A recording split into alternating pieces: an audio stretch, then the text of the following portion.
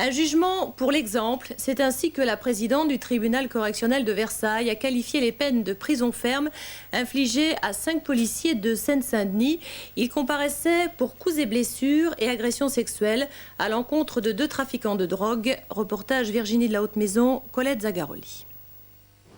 La salle d'audience était remplie de policiers en civil cet après-midi à Versailles. Une salle que la présidente a dû faire évacuer juste après l'énoncé du jugement, condamnant 5 policiers de Bobigny à de la prison ferme.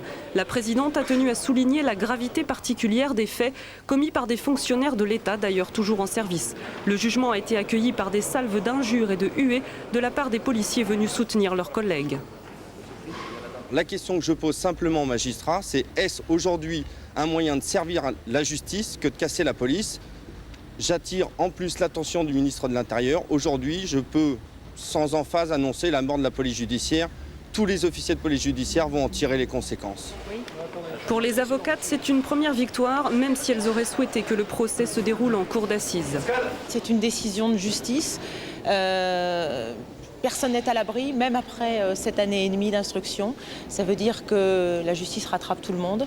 Maintenant, sur l'incompétence que j'avais soulevée devant le tribunal correctionnel, et le tribunal là s'est déclaré compétent, il y avait des faits qui étaient de nature criminelle, notamment pour mon client. Le tribunal n'y a pas fait droit. Je vais lire la motivation et comprendre pourquoi des faits de viol sont qualifiés d'agression sexuelle. Ça prouve que les policiers ne sont pas au-dessus des lois et que je crois que tout le monde doit en prendre acte. Et que ce qui s'est passé dans ce commissariat ne doit plus se passer dans aucun commissariat en France. Tu préviens tout le monde, on va rentrer pour le communiqué de presse et puis ensuite on va mobiliser. Voilà. Salut. L'affaire remonte à 1991. 2 trafiquants d'héroïne qui purgent actuellement leur peine sont placés en garde à vue au commissariat de Bobigny.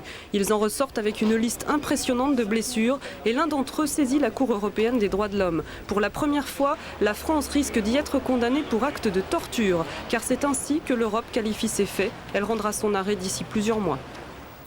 Et une centaine de policiers ont manifesté cet après-midi à Paris contre les peines de prison prononcées contre les 5 policiers.